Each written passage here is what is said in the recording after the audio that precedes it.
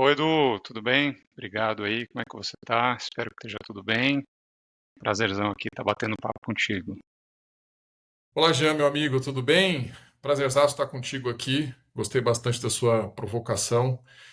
Capital é oxigênio. Vamos falar um pouco disso e como é que a gente traduziu isso naquele book super especial que você ajudou a preparar aí pro Desengravata? Boa, Edu, legal. Cara, a analogia é super simples, né?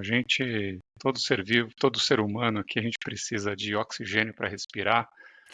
Sem ele, né, a gente não vive. E quando a gente olha para o mundo corporativo, olha para as empresas, para as organizações, elas precisam do lucro para sobreviver, né? Então, de fato, aqui o capital, né, é o oxigênio para a empresa. E por que que essa provocação e por que que isso tem a ver com o Desengravata, né? A gente está passando aqui um conteúdo, passando conceitos para esses advogados que estão começando a trabalhar no mundo corporativo e muitas vezes você encontra, né, do outro lado um jurídico, um departamento jurídico, uma orientação muito dura, quer fazer valer a sua posição e não pensa, né, ou pelo menos não analisa quais as consequências, né, financeiras e econômicas dessa decisão. Então, isso é super importante aqui para as empresas. Bom, capital oxigênio, né? Então, a gente precisa de fato aqui, como advogado corporativo, entender, né, que as empresas vivem do seu lucro. Então, sem o lucro, a empresa não vai sobreviver. E os departamentos jurídicos precisam, né, entender também essa dinâmica. A gente está fazendo aqui o curso, né, para os advogados corporativos, o pessoal que está começando a trabalhar no mundo corporativo, seja você que está em escritório, seja você que está em empresa, e entender as consequências, principalmente as econômicas financeiras, das suas opiniões e decisões e recomendações. Se ela impactar o resultado da companhia, você tem que estar atento a isso, né, e fazer esses devidos alertas.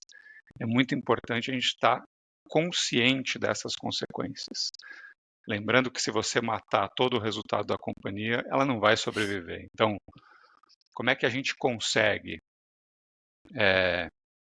ter esse olhar, né, ter essa preocupação sempre com o impacto econômico, com o impacto financeiro, né, das nossas decisões?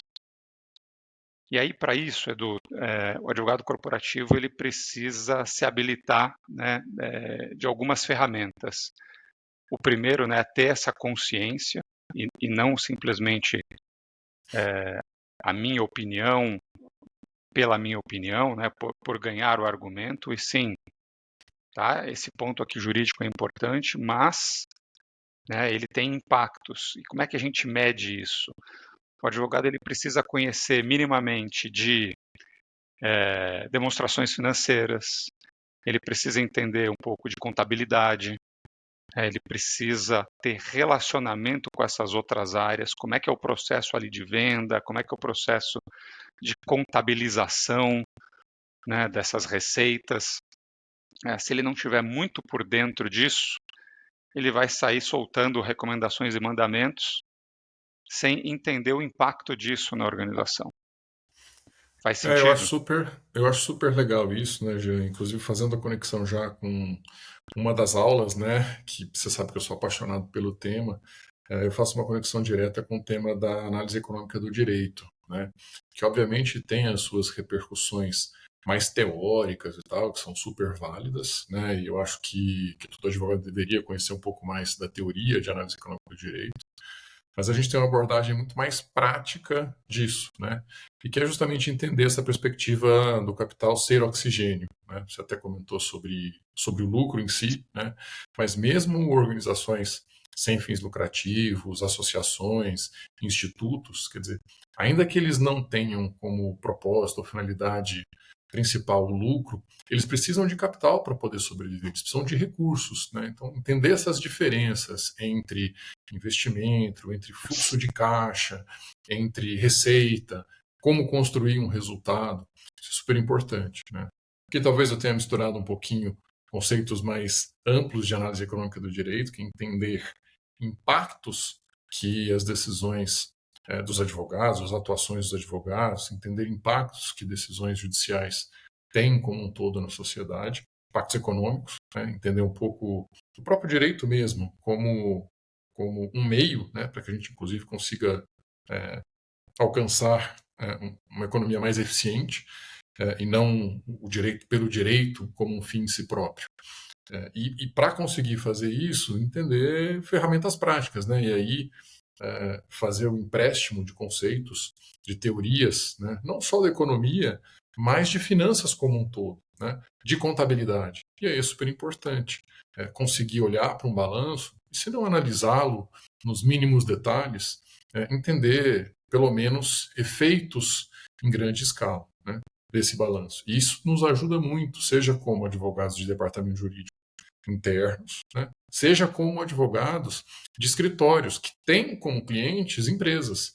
E essas empresas vão ter os seus impactos, né, os impactos das decisões judiciais, sendo refletidos nos seus balanços de alguma forma. E assim, eu fico muito feliz, acho até que vale um comentário aqui sobre aquele book, né? E você preparou com muito carinho ali aquelas palavras, né? Aquele capítulo sobre o capital ser oxigênio. E sem capital, a empresa, e a empresa no sentido mais amplo, né, qualquer pessoa jurídica realmente não consegue sobreviver. O capital ele acaba sendo o oxigênio para essas organizações. E aí, seja ele lucro, seja receita, seja fluxo de caixa, né, o capital tem entendimentos complementares, dependendo do tipo de organização, eles de fato são o oxigênio que as pessoas jurídicas precisam para sobreviver. O advogado precisa entender isso, precisa conhecer isso. Exato. Conhecer e respeitar, né? Porque sem esse capital, seja a empresa, e você trouxe dois ótimos exemplos aqui também, associações, né, ou institutos, ou sem fins lucrativos, sem esse capital ela não vai conseguir atingir o seu propósito, né? Todos eles têm um objeto social, têm um objetivo, e sem esse ingresso de receita e sem esse capital, esse objetivo não vai ser alcançado. Então, né, nós advogados temos que estar muito cientes, né, das nossas decisões, recomendações e sobre o impacto dela, né, dentro da organização. Então, tem aí um dever de casa importante aqui para nós advogados de nos educarmos sobre esses conceitos. E ali, né, você fala, tá, legal, Jean, acho que você trouxe um conceito bem amplo, mas materializa aqui, vai, no meu dia a dia, como é que eu posso pensar isso aqui? Então, tem algumas caixinhas, né, que são óbvias. A primeira, você pode começar pelo seu próprio orçamento. Né? Todo o departamento jurídico tem um orçamento ali destinado seja para honrar com as suas despesas internas, né, folha pessoal, viagem, material de escritório, equipamentos, seja ali de serviços externos, né, escritórios, outros prestadores, consultorias. Então, está muito ciente, né, desta gestão, como otimizar, né, essa gestão. Tive até um gestor que dizia assim, pensa que se você tivesse numa situação de crise, né, uma situação pré-falimentar, o que você cortaria? Aí eu, bobo ali, falei, eu acho que eu tiraria isso, isso, aquilo, tal. Ele falou, então tá bom, já implementa. Porque é isso, né? A gente não pode ter, né, custos supérfluos dentro da organização. A gente tem que viver ali com os custos necessários para a gente atingir o nosso objetivo. Então, acho que a Tem até uma primeira expressão que eu gestão... acho bacana, né? Desculpa te cortar aí, Vai lá. mas eu acho que tem uma expressão que é muito bacana sobre essa referência de custos, né? Que dizem que os custos são como as unhas, né? Precisam estar sempre sendo cortadas, né? Precisam estar sempre sendo aparados. Custo tem que estar sempre sendo cortado, é isso. Boa, é isso aí.